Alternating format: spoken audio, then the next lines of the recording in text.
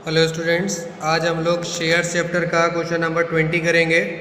Question number 20 आपके सामने है। इसमें बोला गया है कृष्णा कंपनी लिमिटेड ने 100 रुपये वाले 10,000 शेयर इशू किए हैं और इसमें 10% प्रीमियम भी है। तो प्रीमियम 10% कैलकुलेट करना हमने आपको पहले बताया था शेयर के रेट पर। शेयर का रेट कितना है इस बार? 100 रुपये। 100 रुपये का 10% हो गया 10 रुपये, तो प्रीमियम 10 रुपये का हो गया और पूरा शेयर हो गया 100 + 10 यानी कि 110 रुपये का, जिसमें से 25 रुपये एप्लीकेशन पर है, 30 रुपीज़ अलॉटमेंट पर है विद प्रीमियम, 25 रुपीज़ की फर्स्ट कॉल है और 30 रुपीज़ की सेकेंड एंड फाइनल कॉल है। मांगे गए थे 10,000 शेयर लेकिन आए हैं 15,000। 10,000 शेयर इशू किए थे लेकिन एप्लीकेशन कितने शेयर के लिए आया है? 15,000 शेयर के लिए, जिसमें से 2500 शेयर को लौटा दिया गया है, रिजेक्ट कर दिया गया, और बाकी के जो एक्स्ट्रा बचे 2500 उनको अलॉटमेंट में एडजस्ट कर लिया गया। एक शेयर होल्डर ऐसा था विनय, जिसने 100 शेयर का अलॉटमेंट का पैसा नहीं दिया। यहाँ लिखा हुआ है विनय, जिसको 100 शेयर अलॉट किए गए थे, उसने अलॉटमेंट के और आगे की किस्तें यानी कि कॉल के पैसे भी नहीं दिए। यही क्वेश्चन इंग्लिश में यहाँ पर है। कृष्णा लिमिटेड कंपनी 10,000 शेयर्स इन्होंने इशू किए हैं। 100 रुपये का एक शेयर है, 10% प्रीमियम है, तो 25 एप्लीकेशन पर है, 30 रुपीज़ अलॉटमेंट पर, 25 फर्स्ट कॉल पर, 30 rupees second and final call पर।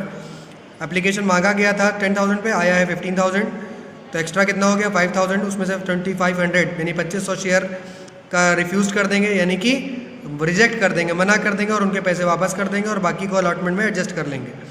सारे पैसे समय पर आए हैं। विनय नाम का एक शेयर होल्डर, इसने अलॉटमेंट के पैसे भी नहीं दिए और दोनों कॉल के पैसे भी नहीं दिए हैं। विनय के पास 100 शेयर है, 100 शेयर का एरियर होगा। अब हम लोग सवाल शुरू करते हैं। क्वेश्चन नंबर 20, हेडिंग डाल देंगे general entries in the books of Krishna company, और यहाँ कॉलम के नाम डेट पर्टिकुलर, सेलेफ, amount debit and amount credit, ये आप यहाँ लिख सकते हैं। इसके बाद हम लोग यहाँ पर क्वेश्चन करेंगे। सबसे पहले एप्लीकेशन मनी को रिसीव करने की एंट्री लिखेंगे।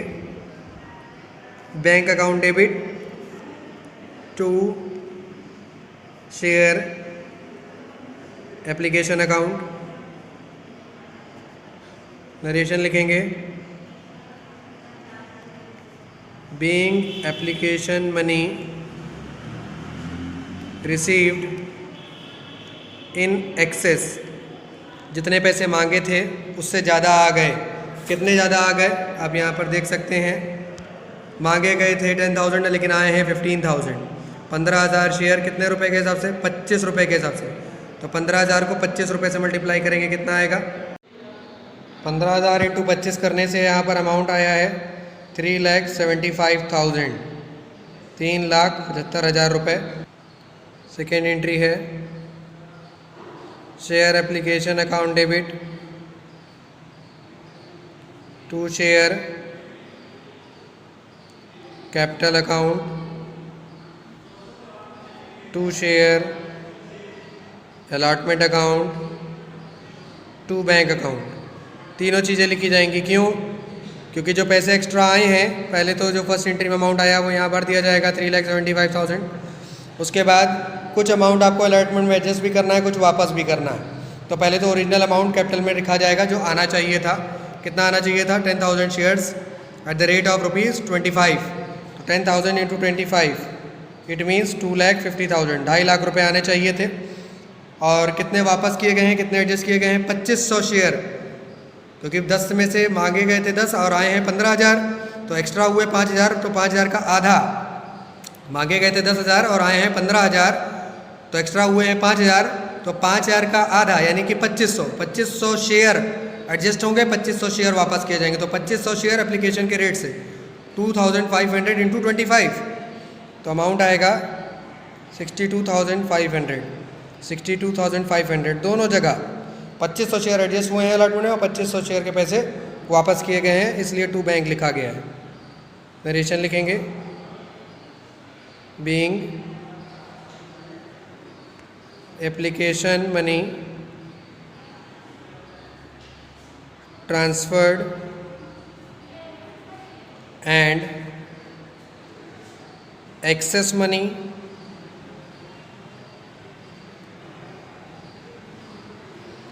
partly adjusted, partly returned, partly adjust कर दिया और पार्टली रिटर्न कर दिया, यानी वापस कर दिया। ये हो गई आपकी एप्लीकेशन की सेकेंड एंट्री, जिसमें अलॉटमेंट एप्लीकेशन का अमाउंट अलॉटमेंट में एडजस्ट भी हुआ है और ट्रांसफ़र भी किया गया है और बाकी के जो एक्स्ट्रा अमाउंट था उसको एडजस्ट भी किया है। अब अलॉटमेंट को ड्यू करेंगे, उसकी एंट्री लिखेंगे share allotment account debit to share capital account, share allotment account debit to share, और साथ में to security premium account. Narration हो जाएगा being allotment money due with premium, या विद सिक्योरिटी प्रीमियम भी लिख सकते हैं। बस के अमाउंट पे ध्यान दें। अलॉटमेंट का यहाँ पर अमाउंट कैसे भरा जाएगा, 10,000 शेयर्स हैं और अलॉटमेंट का रेट दे रखा है 30 रुपीज़ विद प्रीमियम। 10,000 इंटू 30 कितना हो जाएगा, 3 लाख रुपीज़। इसको यहाँ पर हम लोग इस तरह से लिखेंगे। और इसमें से प्रीमियम कितना है, तो सवाल के स्टार्ट में बताया गया था 10%, तो 100 का 10% यानी 10 रुपीज़, तो 10,000 इंटू 10, तो प्रीमियम हो गया 1 लाख रुपीज़ का 10,000 इंटू 10 करके, और रिमेनिंग जो 2 लाख है 2 लाख रुपए वो लिखे जाएगा कैपिटल के सामने। तो 2 लाख रुपए का कैपिटल और 1 लाख रुपए का प्रीमियम, ये हो गया अलॉटमेंट ड्यू। अब इसके बाद हम लोग अलॉटमेंट को रिसीव करने की एंट्री लिखेंगे, और रिसीव करते समय इसमें बताया भी गया है कि एरियर हुआ है। तो एरियर कितना हुआ है वो आप यहाँ देख सकते हैं, 100 शेयर्स का एरियर हुआ है। तो पहले एंट्री यहाँ पर लिख लें, फिर एरियर के बारे में आपको बताते हैं। यहाँ पर लिखेंगे bank account debit to share allotment account, narration होगा being allotment money received except 100 shares and adjusted money of application deducted। जो पैसे एप्लीकेशन के एडजस्ट हुए थे वो भी आपको डिडक्ट करने होंगे। अब यहाँ पर ध्यान रखना है, ये अलॉटमेंट की रिसीव की एंट्री है और यहाँ पर आपको प्रोराटा अलॉटमेंट का कैलकुलेशन करना होगा। ऐसा क्यों करना है, क्योंकि सवाल में यहाँ पर जब कभी भी इस तरह का सवाल आए कि अलॉटमेंट में एरियर हुआ हो, और उससे पहले ये 3 कंडीशन है, पूरी तीनों कंडीशन एक साथ सुन लें आप लोग। पहली कंडीशन ये है कि एप्लीकेशन में जितने पैसे मांगे गए उससे ज़्यादा आए हों, तो 10 मांगे गए थे 10,000 और आए हैं 15, और उनको अलॉटमेंट में एडजस्ट किया गया हो तो 2500 शेयर वापस किए गए थे, 2500 एडजस्ट भी हुए थे, और अलॉटमेंट पे एरियर भी हुआ है। विनय नाम का शेयर होल्डर, उसने अलॉटमेंट के पैसे नहीं दिए 100 शेयर्स के। तो ऐसी सिचुएशन में जब यहाँ पर ये तीनों पॉइंट मिल रहे हैं तो वहाँ पर आपको प्रोराटा अलॉटमेंट का कैलकुलेशन करना होगा। प्रोराटा अलॉटमेंट का एक कैलकुलेशन होता है जो सिर्फ आपको ये बताता है कि अलॉटमेंट की रिसीव की एंट्री में आप क्या अमाउंट भरेंगे। तो पहले आप वो कैलकुलेशन समझ लें, फिर यहाँ अमाउंट भरें। अब आप यहाँ देखें प्रोराटा अलॉटमेंट का कैलकुलेशन किस तरह से किया जाएगा। हेडिंग डाल देंगे, एक साइड में अमाउंट का सिर्फ कॉलम बना लेंगे और उसको लिखना शुरू कर देंगे। सबसे पहली लाइन आप लिखेंगे amount due on allotment with premium या विद सिक्योरिटी प्रीमियम। प्रीमियम इस क्वेश्चन में हो या ना हो उसका प्रोराटा पे कोई फ़र्क नहीं पड़ता। आपने अलॉटमेंट में ड्यू कितना किया था अमाउंट, अभी आपने जनरल एंट्री करी थी, अलॉटमेंट में ड्यू किया था टोटल 3 लाख रुपए, प्रीमियम सहित 3 लाख रुपए अलॉटमेंट में ड्यू किया था। उसमें से सबसे पहले आप लेस करेंगे minus excess money of application adjusted towards allotment. अभी जब अलॉटमेंट की एंट्री कर रहे थे हम लोग, उससे पहले एप्लीकेशन की जो सेकेंड एंट्री थी ये, इस एंट्री में आपने ये बताया, आपने ये देखा था कि अलॉटमेंट में भी कुछ रुपए एप्लीकेशन के एडजस्ट किए गए थे जो एक्स्ट्रा थे। वो कितने थे, 62,500। सबसे पहले तो आपको वो अमाउंट अलॉटमेंट में से घटाना होगा, क्योंकि जिनके पैसे पहले ही रिसीव हो चुके हैं वो व्यक्ति पैसे देने नहीं आएगा। तो इसको इसमें से लेस कर दें, तो इसमें आ रहा है 2,37,500। लेस करने के बाद अब इसके बाद आप यहाँ पर लिखेंगे एरियर। जितने शेयर का एरियर हुआ है वो यहाँ लिखेंगे। क्वेश्चन में आपको बताया गया था कि एक शेयर होल्डर है जिसके पास 100 शेयर है, उसने पैसे नहीं दिए हैं, 100 शेयर। और इस समय पर अलॉटमेंट का रेट क्या है इस क्वेश्चन में? इस क्वेश्चन में इस समय पर अलॉटमेंट का रेट है विद प्रीमियम 30 रुपीज़, 30 रुपये। 100 इंटू 30 कितना आएगा? 3000 रुपीज़। इसको आप यहाँ पर लिखेंगे, अभी वहाँ नहीं लिखेंगे, अभी यहीं अंदर ही लिखेंगे। उसके बाद नेक्स्ट लाइन में हम लोग यहाँ पर लिखेंगे ही वॉज अप्लाइड फॉर, यानी उसने कितने शेयर के लिए अप्लाई किया था। ये कैसे पता चलेगा?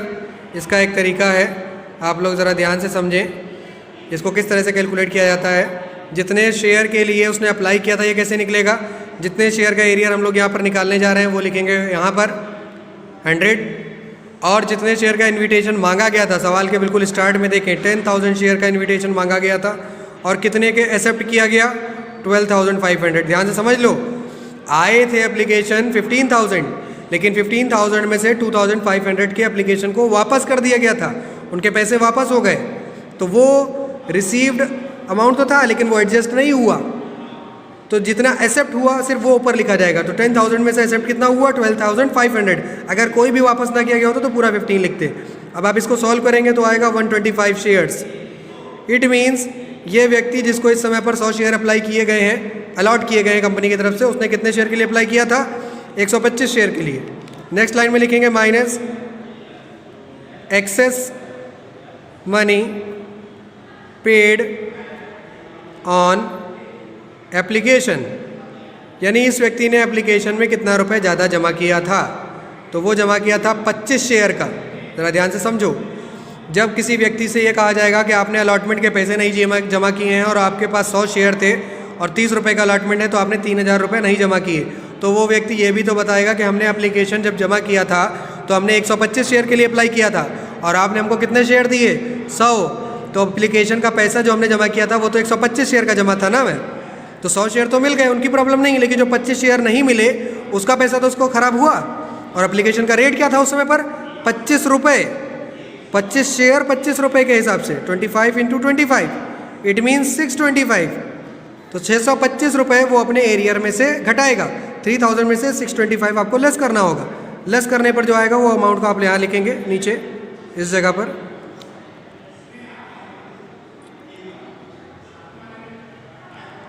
$2375, ये जो अमाउंट आया है 2375, ये कहलाएगा अलॉटमेंट का एरियर, जिसको आप एक्चुअल एरियर भी कह सकते हैं।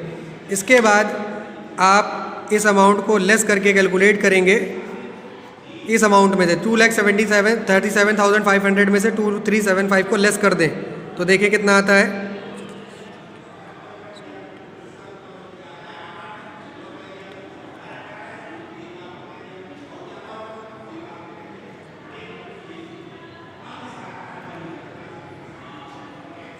ये 2,35,125, 2,35,125, ये क्या है? ये लास्ट अमाउंट यहाँ पर लिखा जाएगा, अमाउंट रिसीव्ड ऑन अलॉटमेंट। ये है आपका प्रोराटा कैलकुलेशन पूरा कंप्लीट। इस तरह से आपको प्रोराटा कैलकुलेशन करना है। और ये जो अमाउंट यहाँ लास्ट में आया है 2,35,125, इसको आपको अलॉटमेंट की रिसीव की एंट्री में यहाँ पर फिल करना है। 2,35,125 इस तरह से यहाँ पर फिल कर देना है। इसके बाद आप लोग कॉल की एंट्री करेंगे, फर्स्ट कॉल और सेकंड कॉल। तो अलॉटमेंट की एंट्री कंप्लीट हो जाने के बाद अब हम लोग सबसे पहले फर्स्ट कॉल को ड्यू करेंगे। फर्स्ट कॉल को ड्यू करने की एंट्री क्या होगी? Share first call account debit to share capital account, amount होगा being amount of first call due. First call का अमाउंट यहाँ पर हम लोगों को ड्यू करना है। अब इसका अमाउंट कैसे भरेंगे ज़रा सवाल पे ध्यान दें। तो क्वेश्चन में शेयर है 10,000 और फर्स्ट कॉल का रेट क्या है? फर्स्ट कॉल का रेट है 25। 25 इंटू 10,000 करेंगे कितना आएगा? 2,50,000, 2,50,000 रुपये। इसके बाद फर्स्ट कॉल को रिसीव करने की एंट्री करेंगे। तो फर्स्ट कॉल को रिसीव करने की एंट्री होगी bank account debit to share first call account, narration होगा being amount of first call received except 100 shares, क्योंकि जिस व्यक्ति की बात हो रही है यहाँ पर उसने दोनों कॉल के पैसे भी नहीं दिए थे, ये विनय 100 शेयर्स के अलॉटमेंट के पैसे भी नहीं दिए थे, कॉल के भी। तो इस समय कॉल की रेट चल रही है कितनी, फर्स्ट कॉल है 25 रुपये की। 100 इंटू 25 करेंगे तो कितना आएगा, 100 इंटू 25 करेंगे तो रफ में कहीं पर लिख ले 2500। इट मीन्स 2500 रुपीज़ रिसीव नहीं हुए। ड्यू कितना था 2,50,000, इसमें से 2500 लेस करो तो कितना आएगा 2,47,500। 2,47,500 ये है फर्स्ट कॉल को रिसीव करने की एंट्री। इसके बाद आपके क्वेश्चन में बोला गया सेकंड एंड फाइनल कॉल, तो उसको ड्यू करेंगे share second and final call account debit to share capital account, narration होगा being amount of second and final call due. Second and final call का रेट आप यहाँ देख सकते हैं। सेकंड एंड फाइनल कॉल का रेट है 30 रुपीज़। 10,000 शेयर्स को 30 से मल्टीप्लाई करेंगे तो आएगा 3 लाख रुपीज़। ये है due amount second and final call का। फिर इसको रिसीव करने की एंट्री लिखेंगे। रिसीव की एंट्री होगी bank account debit to share, bank account debit to share second and final call, to share second and final call account, narration होगा being amount of second and final call received except 100 shares, क्योंकि ये जो विनय नाम का share holder है उसने first call के पैसे भी नहीं दिए थे और सेकंड कॉल के पैसे भी नहीं दिए थे। तो सेकंड कॉल का रेट है 30 रुपीज़। 100 इंटू 30, 100 इंटू 30 करेंगे तो रफ में कहीं पर लिखेंगे 3,000। तो 3,000 रुपीज़ नहीं आए, वो एरियर हो गए और ड्यू थे 3 लाख। 3 लाख में से 3,000 लेस करेंगे तो आएगा 2,97,000, जो कि हम लोग यहाँ पर रिसीव करेंगे 2,97,000। अब आप यहाँ देख सकते हैं सारी एंट्रियाँ कंप्लीट हो चुकी हैं और एंट्रियों के बाद हमने ये प्रोराटा कैलकुलेशन आपको बताया है। एंट्रियों के बीच में आप कभी भी कोई कैलकुलेशन नहीं बताएंगे। ये वर्किंग नोट्स होता है, जो भी वर्किंग नोट्स होगा वो क्वेश्चन के बाद होगा लास्ट में। आई होप आप लोगों को ये वीडियो अच्छा लगा होगा। इस वीडियो से आपके डाउट क्लियर हुए होंगे। अगर आपके कोई भी डाउट इससे वीडियो से क्लियर हुए हैं तो वीडियो को लाइक करें, साथ ही साथ चैनल को सब्सक्राइब करें, बेल आइकन को प्रेस करें और भी लोगों तक इस वीडियो को पहुंचाने के लिए शेयर करें। Thank you.